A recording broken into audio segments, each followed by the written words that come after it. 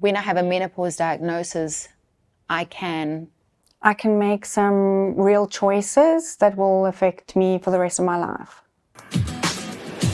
A big thanks to everyone that got us here, to Epimax Baby and Junior, our family, and a big thanks to Curaprox. Thanks also to Jacaranda FM, and then to my husband who let us shoot in our house today. We're filming at home in Cape Town, and it's a huge honor to land on this side because I have all my favorite people here, and finally I get to chat to you.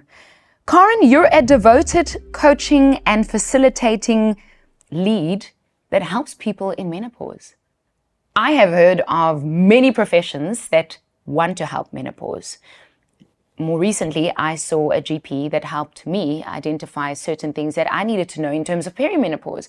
I have never heard of a menopause coach. What do you do, Karen? Because we are all curious. What do I do? So I've been coaching for the last 12 years, and I've mainly been coaching women. And at the same time, I've been going through what I didn't realize was perimenopause and then into menopause, and having quite a challenging experience. And whilst I was coaching these women, I didn't realize that maybe they were going through the same thing. We often spoke about very common symptoms of menopause, actually, like anxiety, insomnia, weight gain, brain fog, but it was never in relation to menopause. Right. And so once I'd sort of come through a very tricky period, I delved into the research. I've studied menopause, whether it's, to do with the whole hormone landscape, nutrition, the kind of exercise. I've looked at the research. I've made sure that everything that informs my coaching and my courses and my retreats is evidence-based. And it's been an amazing learning journey. I mean, I'm a learner. I declare myself a learner over and over again, and I love the learning. So I'm really grateful that at the moment, which I couldn't have done a few years ago, is that I'm able to read medical research papers, retain the information, distill it, and then share it with my clients. Well, you better start sharing it with us. So as a devoted coach and someone who is studying this topic, I must say, the last time I spoke to you, we were busy chatting about filming this episode. Then, so much has happened since then. First of all, I had a chat with some of my listeners. Some of them talked about the fact that as women, we are not informed. We don't know what's happening to our bodies. I spoke to some men. They were like, I'm even too scared to Google. I spoke to a young man only last week, and he said, my wife's going through it. She's afraid to read the support, so I'm doing it. So what he's doing is he is reading the support and then supporting his wife through it. So he's the coach, Since then, I have seen one of my doctors, and I said to her, I think I'm in. And she said, yes, you are. So something is in, chat to Karen, because if you want an onset of menopause, no, just kidding.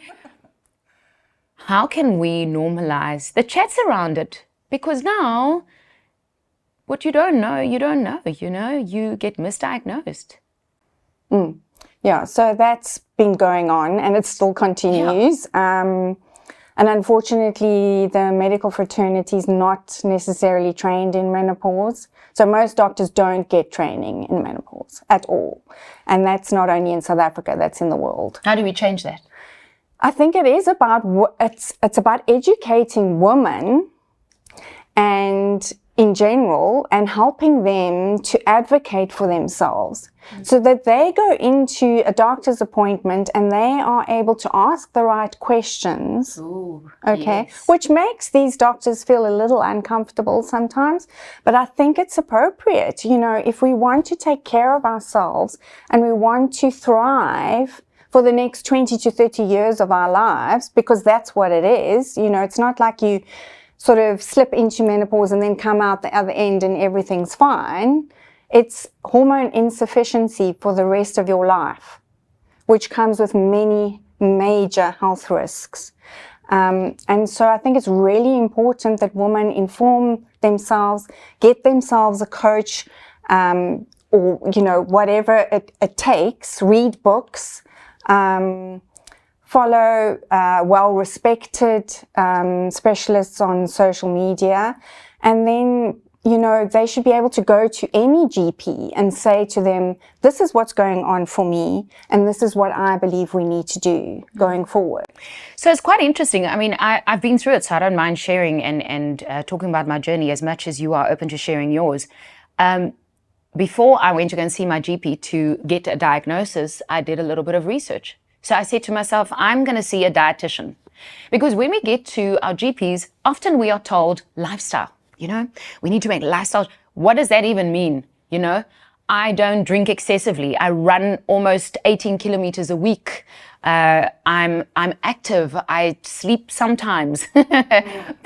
So what does a lifestyle change even mean? So by the time I got to my GP, I've seen a dietitian for the past 6 months. I'm exercising. I made a list of some of the things that I think is happening around me. I could tell my mood changed and that I'm a little bit irritated sometimes, more than what I should be. Never with the children, but oh boy, my poor husband. Thank goodness he's not here. But yeah, he got a lot. Okay. And I knew something was up the one day when there was the piring op die tafel, there was a saucer on the table. And then when he misstepped, I could feel how I wanted to just throw it at him. And I was like, so maybe I need to stop researching and just go see my GP. And that's when I went. And by then I'd already done the blood tests. Before I go to my healthcare professional in order to tell them the story that I think I'm in menopause or might not be, maybe I'm not sure, what do I need to know about myself before I go to any person that might diagnose or point me in the right direction? So women need to know that perimenopause can start in your early 30s. Okay, it can sometimes even start earlier than that, and that it can last for up to 10 to 15 years. And then also to know that blood tests are not necessarily reliable in that period because your hormones are fluctuating so much. It's really important for women to know that, to understand what the symptoms are associated with perimenopause, menopause, and then to keep a diary, to keep a journal of what's going on for them. So physically, emotionally, and even in their language. Often women start forgetting words, etc., because major brain changes are going on. Right. So it's really important for them to educate themselves, understand the period that happens before menopause, which is perimenopause, and then to keep a journal of the changes that are occurring for them. So I love what you're saying and the changes. Just quickly, I mean, how many symptoms are there of perimenopause and menopause? So there are over 90 symptoms that have been documented. How on earth? With 90 symptoms, well, I know. I mean, that's just like I am woman. I have all the symptoms, right? I might have 5 of the 90. Yeah. So, I mean, the most common ones are, that women talk about are hot flashes. Right. And unfortunately, most women think that that's what it's all about. But it's not. Insomnia is a major symptom. Can I put my hand up? Yeah. Anxiety, depression. Often women are being misdiagnosed and being given anti-depressants. And it's actually about the hormonal changes. Hormones play a major role in terms of mood. When I spoke to you the last time, we talked about how menopause is forever. And so there's a part of me that just wants to sit with unfairness, So we go through PMS and our first period, and then our body grows and it's all wonderful. And then we have our babies and postpartum depression and this podcast, that supports so many people. And then I almost feel like you have your late 20s and your 30s to enjoy your babies. And before you know it, perimenopause knocks on your door, and then menopause. And then it feels like, again, there's something that we need to deal with. If I was your client coming to you wanting advice and support, what would be the first thing that you would say to me as a coach? because it just feels like a lot. So the first thing I would ask you, and you've shared a little bit, I think, is, what is the story you tell yourself about menopause? Right. And often women, they do feel that it's unfair and that it's challenging, and they've heard that it's so hard, and quite frankly, they'd rather not talk about it, and I think that's really important to look at, because it can also come with possibility. If you want to navigate this in a healthy, productive way, what mood is going to be the most helpful? And essentially it comes to acceptance, and once we can get to a place of acceptance, we can move into a bit of curiosity, a bit of wonder, and that's where the learning comes in. Are we also, sort of figuring out, how open am I to learning? Because often there are things that get in the way of our learning. So that's where we would start in a coaching session. It's so interesting because I chatted to my listeners about menopause knowing that I'm going to see you. And it actually related to a conversation that started in Women's Month, where one of our DJs said, what's the one thing that women would want, And some people were talking about dresses and others were talking about jewelry and diamonds. And I said, well, I wish there was one symptom that would say, you are it. You are now in perimenopause, like your nipple would swell up or something, and you'd be like, oh, this is the sign, that I'm in menopause or that I'm in perimenopause. And some of my listeners, they're so brave. They started talking about some of the symptoms, and I could see that some of the ladies had a sense of humor about it and others didn't. It was extremely tough to talk about. But they shared it with me in confidence, and I'm bringing it to you now. So if it's the mood that I choose, give us some advice. How do we get to a place where we find acceptance with what is happening to our bodies? When we're pregnant, I loved being pregnant so much that I would do it again and then keep the baby because they're just so cute. But when it comes to menopause, it's at this stage, especially in our conversation, I don't really see any positives other than the fact that it's hot and I'm picking up weight and to run is slower, and that we're aging and that our skin is drooping. Yeah, so I mean, it can be challenging, and certainly I've really experienced quite a challenging, traumatic experience. Tell me about it, because perhaps it helps someone to say, you know what, if my mood is like this, I want to feel like that. So what I realize now is that I was probably perimenopausal the first time I met you, which was in 2004. Right. And I, eventually left corporate because I was burnt out. That was what I thought was going on for me. Right. Which I probably was, but that can be a symptom of perimenopause, fatigue, chronic fatigue. And so I was definitely perimenopausal, although I didn't know it. Right. And intuitively knew that I wanted to, when I left corporate, get healthy, change my lifestyle, start exercising, etc. I got into weight training. I was training 5 times a week. I was eating really well. I was really fit. And then my brother died. And literally within 6 months of that, I could sense there was something going on. Yes, I was in grief. And I knew I needed to experience that grief and sit with it and move through it. But I also knew there was these changes going on in my body, and I wasn't sleeping. I was fatigued. I was the healthiest I'd ever been, but I literally couldn't get out of bed. And I went to my doctor of 22 years, who said I was clinically depressed. Something in me said no. Okay. And we did bloods, and I was postmenopausal. Wow. So I then went on a journey of working with functional medicine doctor, managing mostly the chronic fatigue, the lack of sleep, etc. But I was in this space of, I want to do everything naturally, whatever that means. So I sort of go naturally with inverted commas, because I've realized something different now.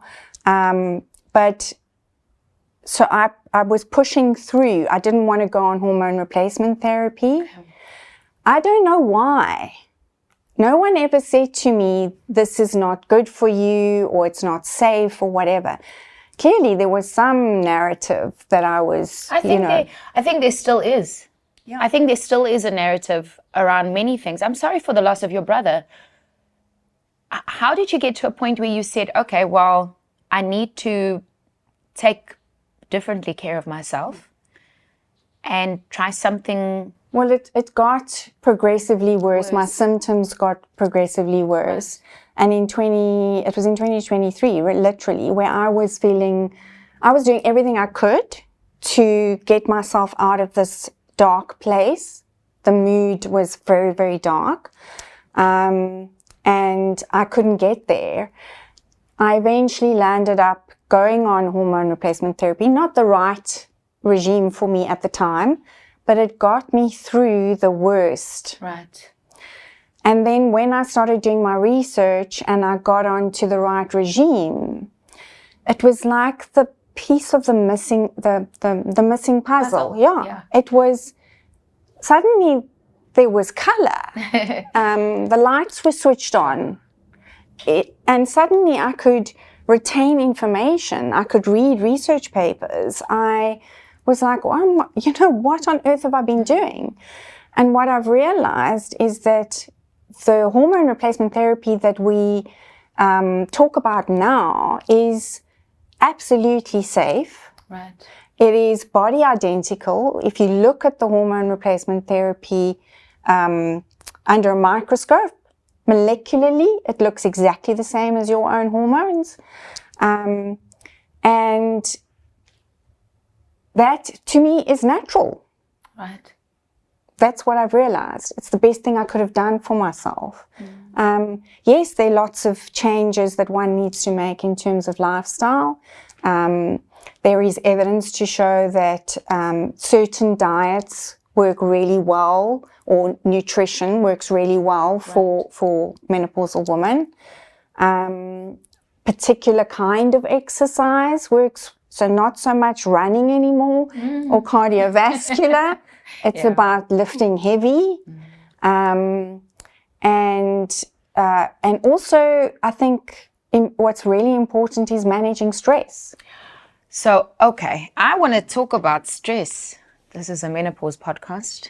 If you just tuned in because you're a gentleman leaning over your wife's shoulder, we're talking menopause, and Karen Nebe is sharing. And I mean, I got you in here as a coach, but it's enlightening hearing your own story. We never know what anyone is going through. And it's so wonderful that you share, because I can learn from you, and so can many other people, because our journeys are so different.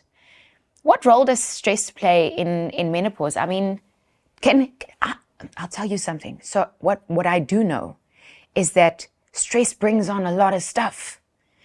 And you might be really, really healthy, and then if there's stress or a lot of concern or even trauma, it just brings on a lot of stuff. Sure. Is stress one of the factors that could bring on menopause sooner? Absolutely, yeah. So trauma can definitely bring on menopause early, and high chronic stress levels will definitely bring on menopause early. So the important thing to realize is that chronic stress can deplete your progesterone. And so then that imbalance starts happening.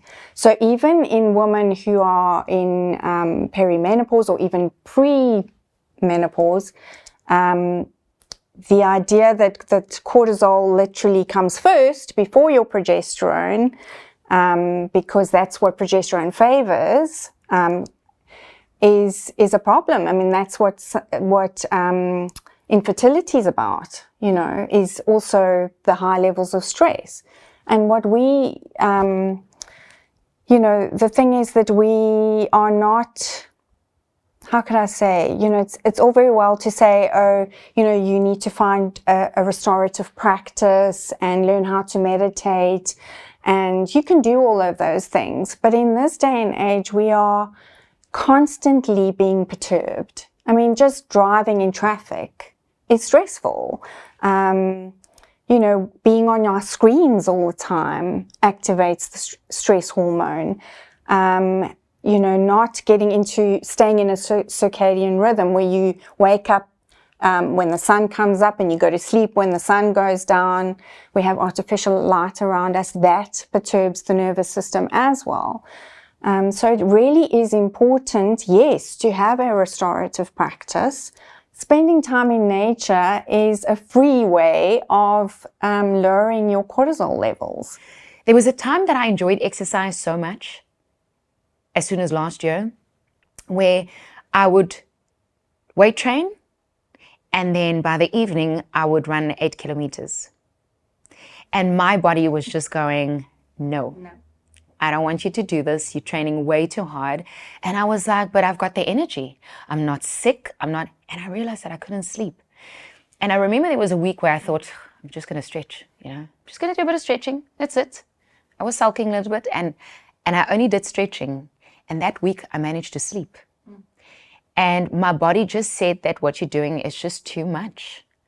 How long do we stay in a routine in order to do the survey on self, in order to know that I'm really going through something? I'd say 3 months at least. Okay. Yeah, that's when you should start to either notice a difference or, a good difference, or find out that it's not really working for you. Yeah. While you are menopause coaching, what's encouraging for me is that there's men in the audience. Yeah, so that's been also very encouraging to see.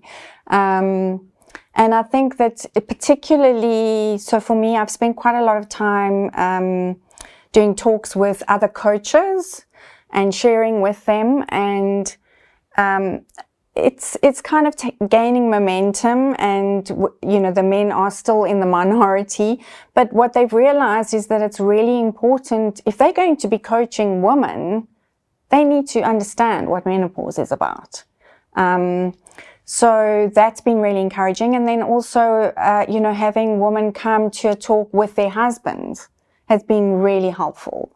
And I've had men say to me, wow, I didn't understand, and I really need to educate myself and support my wife, I want this for the men, and I'm going to ask a question which, I really hope that it's received in the right way. If there are men listening to this conversation or they're watching this video, right, and they can't confide in the woman in their life at the moment because she's going through the toughest, okay? She's trying to figure out and navigate, is it menopause, is it not? She's not realizing her symptoms. Where can they turn to in order to understand this better? I mean, what do you Google? What do you look for? If I'm a guy and I need to understand menopause, where do I go? They can come to me. So, I think it's important to either read books or, they could come to a coach. I run a menopause coaching, not coaching, but menopause education course, which is it's very intensive.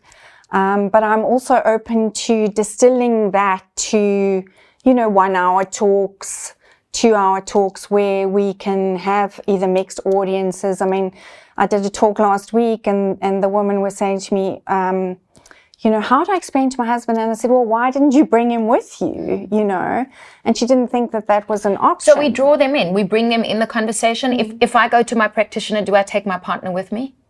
It would be a really good idea, yeah, for him to understand what's actually going on, yeah. Do you think men would have, let's just call it patience, more patience with women if they understand what we're going through? One would hope so. And I think it does take, at the end of the day, it comes back to self-awareness, really for the woman and the male in the relationship. So, and then, you know, through the self-awareness comes education and the openness to learning. So, Explain self-awareness. What does self-awareness look like?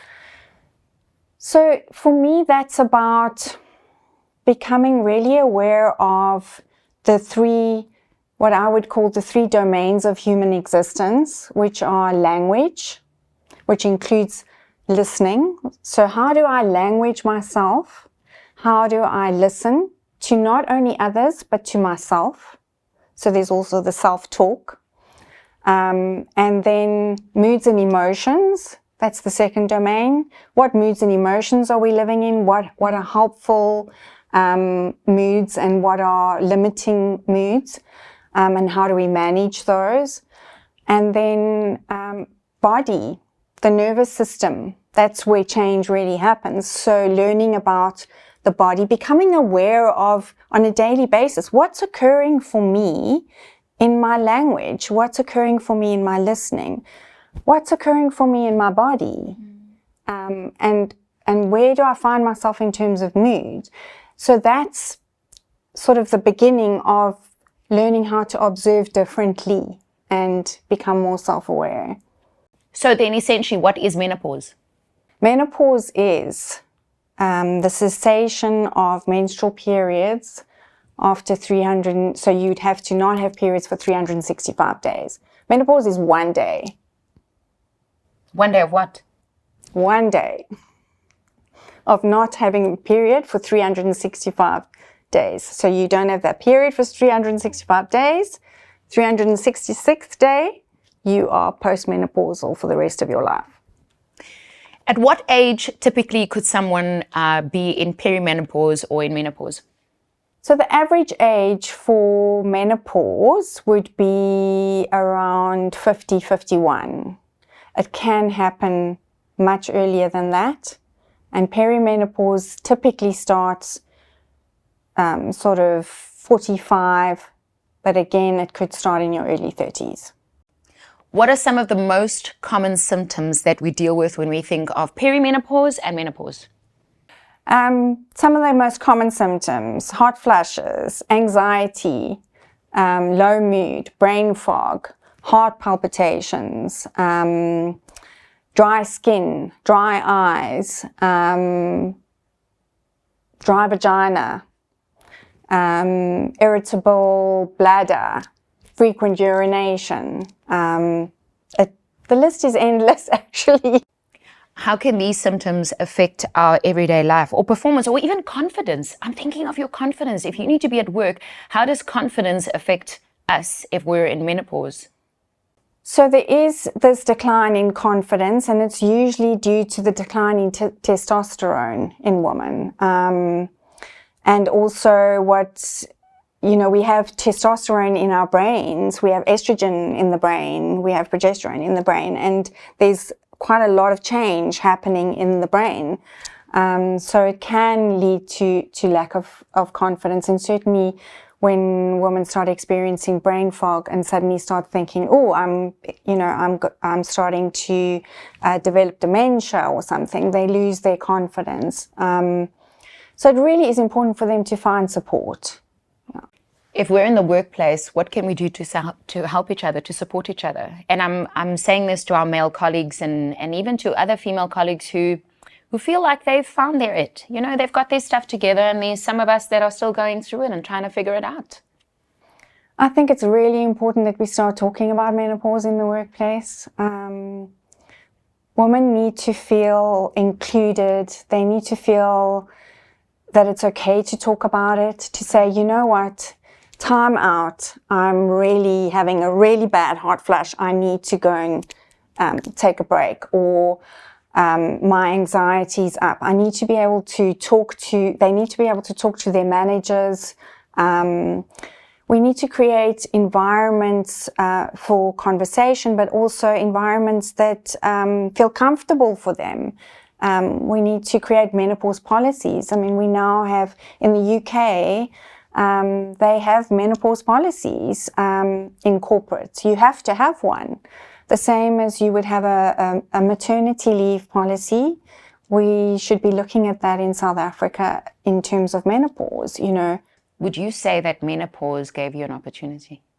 Absolutely. Absolutely. What I've learned in my experience is that there is no light without the dark. And so I've taken my challenging experiences, I've learned from them, and I've created opportunity out of them. And I think that's exciting, to be able to do that. Yeah. Thank you for the work that you do.